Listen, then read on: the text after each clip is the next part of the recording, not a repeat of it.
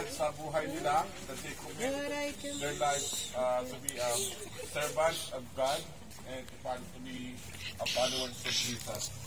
Because this is the command of God that we have to baptize them in the name of the Father and of the Son and the Holy Spirit. Of course, they need to baptize in water.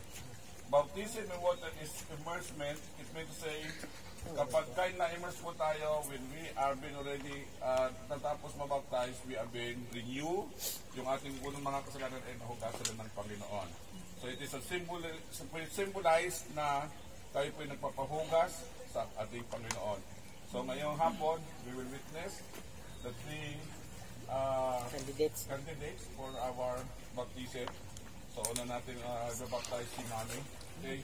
So Mami, do you believe that Jesus Christ is our Lord? Amen. And do you accept that He is your Savior? Amen. Amen. So are you willing to follow Him? Amen.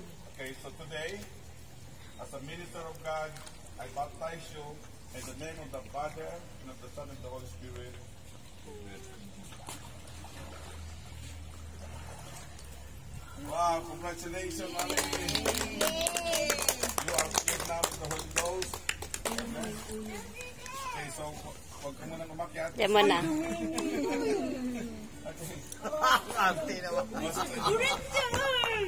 Para doon din. Alright, so... Okay. Lasang ihiba na. Diyan ka lang.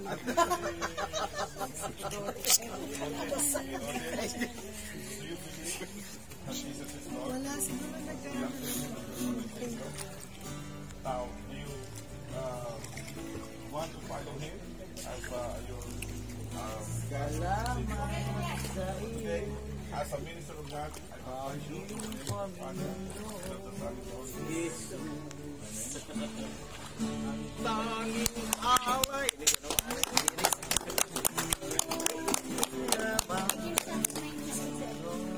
Walay ko putot kaluluwa ng ama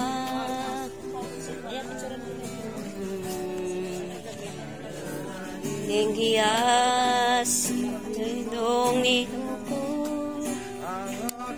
Dalangin sa Diyos Gapin Walay ko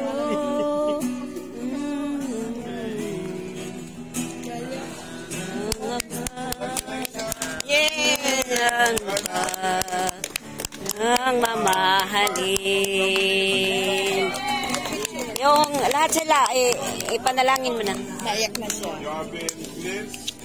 Congrats! Okay, so this is a verse of joy. Group picture first. God is so good.